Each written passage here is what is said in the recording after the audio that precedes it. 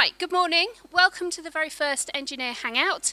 This is the John Henry Newman School and this is Year 9. And I'm going to hand you over to the engineers just so they can tell you a little bit about themselves before we start asking some questions. Hello, my name's Peter Brooks and this is my colleague Chris Pond.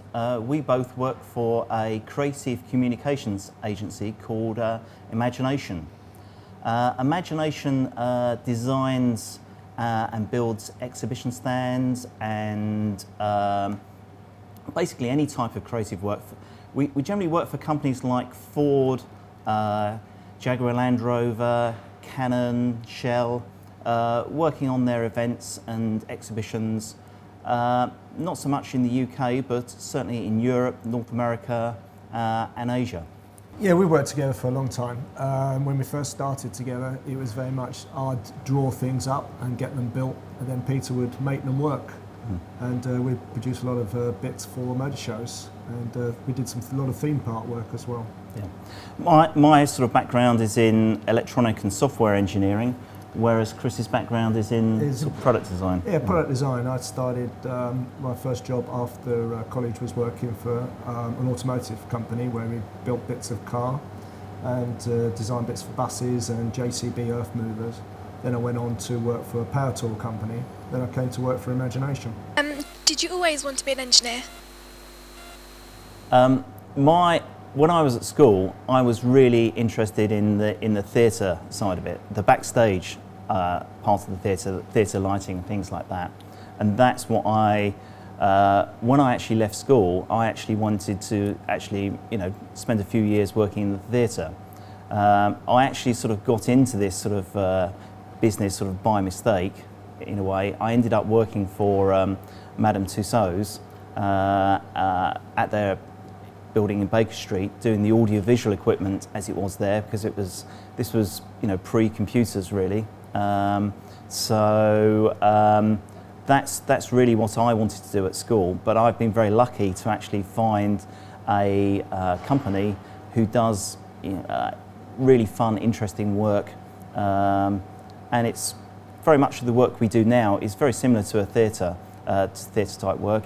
If you're working in a theatre, you may have 200 people turning up at 7:30 in the evening to see your performance, and at Imagination we're very much the same. We may have a press conference or an important deadline which isn't going to move. So a lot of that sort of focuses your mind when you're actually building something and delivering, to make sure that you actually deliver it on time and on schedule. What's the most difficult part of your job?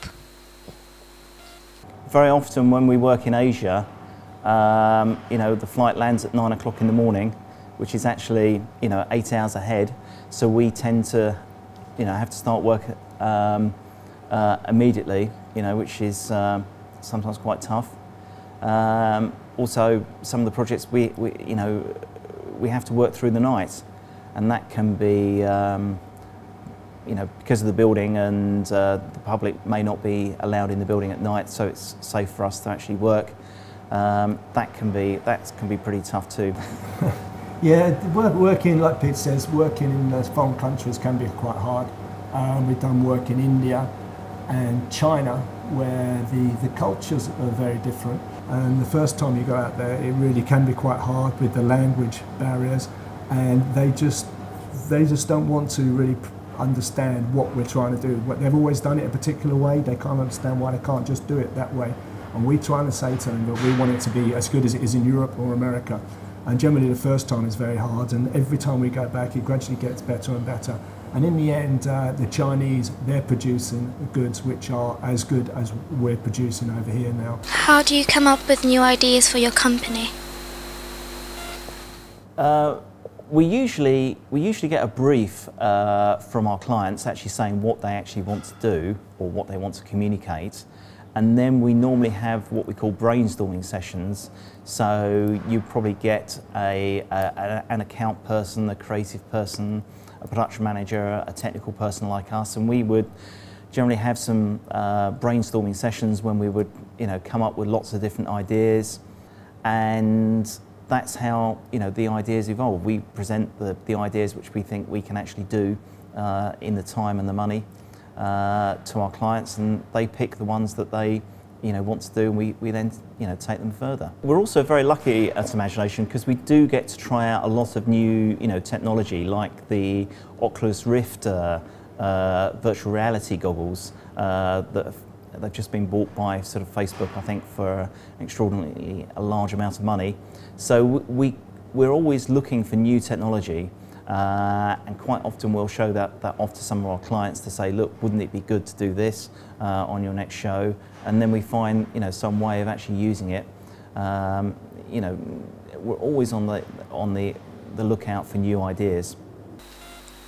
Which A-level should a person choose if they wanted to be an engineer? Well, I did maths, physics, chemistry A-levels, so I actually still use some of the equations that I did for my applied maths. Certainly maths I think is a key qualification. Yeah, I went to an engineering college, and I didn't do A-levels. I went to an engineering college and I did what was an OND. So it's basically very technical. All subjects were more technical and engineering based, which were much better for me. That was the equivalent A-levels, and from then I went on and did a product design degree at university.